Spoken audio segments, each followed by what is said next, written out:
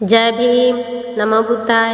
आपका स्वागत है हमारे YouTube चैनल में। आज की जानकारी बहुत ही महत्वपूर्ण है, इसे अंत तक जरूर सुनें। इस जानकारी को मैंने प्राप्त किया है फूले साहू अम्बेडकर मिशन और आज़ादी आंदोलन से। इसके लेखक हैं PR गौतम जी। भारत में दो विचारधाराएं हैं। नंबर 1 अम्बेडकरवादी अर्थात मानवतावादी विचारधारा तथा नंबर 2 मनुवादी विचारधारा। अम्बेडकरवादी विचारधारा समता, स्वतंत्रता, बंधुता, न्याय और वैज्ञानिकता पर आधारित है तथा मनुवादी विचारधारा जो है वह छल कपट, पाखंड, स्वार्थ, षड्यंत्र तथा अंधविश्वास आदि पर आधारित है। अतः आपको तय करना है कि आपको किस विचारधारा को लेकर संघर्ष करना है।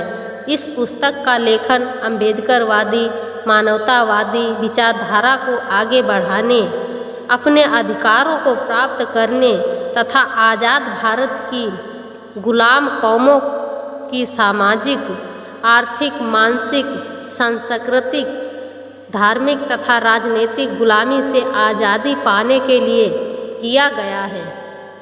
यदि आप मनुवादी विचारधारा वाले व्यक्ति हैं तो यह पुस्तक आपके लिए कतई उपयोगी सिद्ध नहीं होगी।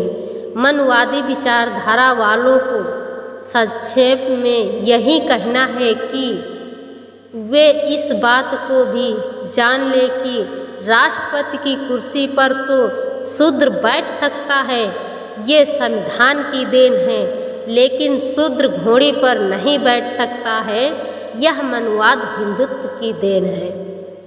मनुवादी विचारधारा वाले व्यक्तियों से कहना चाहता हूँ कि हमारी लड़ाई किसी धर्म, समुदाय या जाति विशेष के विरुद्ध नहीं है, लेकिन हमारी लड़ाई निश्चित रूप से उनके खिलाफ है जो हमारे अधिकारों के खिलाफ हैं। हम जातिवाद से मुक्त समतामूलक समाज का निर्माण करना चाहते हैं जो बाबा साहब तथा बहुजन समाज में जन्मे अन्य महापुरुषों का एक बहुत बड़ा सपना था। समतामूलक समाज बनाने में उन्होंने कड़ा संघर्ष किया। हमारी लड़ाई उनके खिलाफ है जो सामाजिक एवं आर्थिक गैर बराबरी को कायम रखना चाहते हैं। हमारी लड़ाई उनके खिलाफ है जो समाज में कुतर्क एवं अंधविश्वास फैला रहे हैं और समाज में वैज्ञानिक एवं तर्क संगत अवधारणा स्थापित करने में रुकावट पैदा करते हैं। हमारी लड़ाई उनके खिलाफ है जो समाज में परिवारवाद एवं व्यक्तित्ववाद को आगे बढ़ा रहे हैं। हमारी लड़ाई उनके खिलाफ है जो देश के समस्त आर्थिक संसाधनों को देश की जनता के हाथों में आबादी के अनुपात से नहीं बांटना चाहते हैं, बल्कि देश के समस्त आर्थिक संसाधनों पर कुछ चंद परिवारों और उद्योग घरानों का नियंत्रण बनाए रखना चाहते हैं। हमारी लड़ाई उनके खिलाफ है जो आदिवासियों से उनका जंगल और ज़मीन छीन लेना चाहते हैं। हम हिंसा में विश्वास नहीं करते, बल्कि भारत के संविधान और लोकतंत्र में हमारा पूर्ण विश्वास है। हम सभी समस्याओं का समाधान संविधान के दायरे और लोकतांत्रिक प्रक्रिया के तहत चाहते हैं। इसके अलावा मनुवादी लोग यह भी जान लें कि हिंदू धर्म ग्रंथ आपके शूद्रों के बारे में क्या कहते हैं। नंबर 1 महाभारत ग्रंथ कहता है कि शूद्र राजा नहीं बन सकता। गीता कहती है कि शूद्रों को ब्राह्मण, क्षत्रिय तथा वैश्य की गुलामी करनी चाहिए। रामायण कहती है कि शूद्र को ज्ञान प्राप्त करने पर मृत्यु दंड मिलना चाहिए।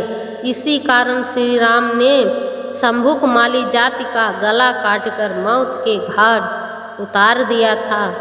वेद कहते हैं कि शूद्र ब्राह्मण के पैरों से पैदा हुआ है, इसीलिए वह नीच है, तथा शूद्र का स्थान ऊपर तीनों वर्णों के चरणों में। मनुस्मृति कहती है कि शूद्र द्वारा कमाया हुआ धन ब्राह्मण को उससे जबरदस्ती छीन लेना चाहिए। पुराण कहते हैं कि शूद्र केवल गुलामी करने के लिए ही पैदा हुआ है।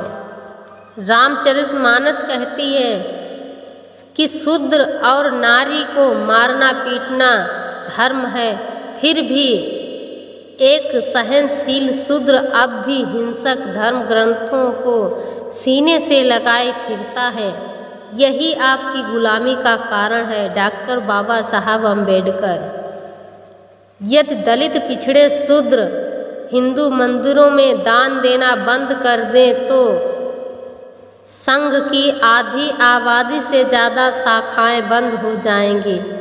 प्रकाश राव अम्बेडकर। महामना ज्योतिबा फूले ने तो इससे पहले भी बढ़कर कहा था कि जिस दिन ब्राह्मणों को दक्षिणा मिलना बंद हो जाएगी तो वह उसी दिन आत्महत्या कर लेगा।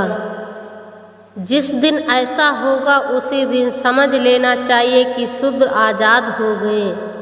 ओशो कहते हैं कि शूद्रों को किसी भी हिंदू मंदिर में नहीं जाना चाहिए। अगर सभी ब्राह्मण आपके पैर पड़े तो भी नहीं जाना चाहिए, क्योंकि उस मंदिर ने तुम्हें तोड़ा, नष्ट किया और शोषण किया। भारत में एक धार्मिक क्रांति की ऐसी ज़रूरत है जब शूद्र कह दें कि हम हिंदू नहीं हैं। मनुवादी विचारधारा वाले लोगों को इस बात को भी समझ लेना चाहिए कि शूद्रों को अपनी गुलामी का एहसास नहीं है। जिस दिन उन्हें अपनी गुलामी का एहसास हो जाएगा उसी दिन वह अपनी गुलामी के बंधनों को तोड़ देगा। इस संबंध में बाबा साहब डॉक्टर भीमराव अंबेडकर कहते हैं कि ब्राह्मणवाद ब्राह्मणों के ज्ञान पर ही नहीं बल्कि गैर ब्राह्मणों की अज्ञानता पर टिका हुआ है।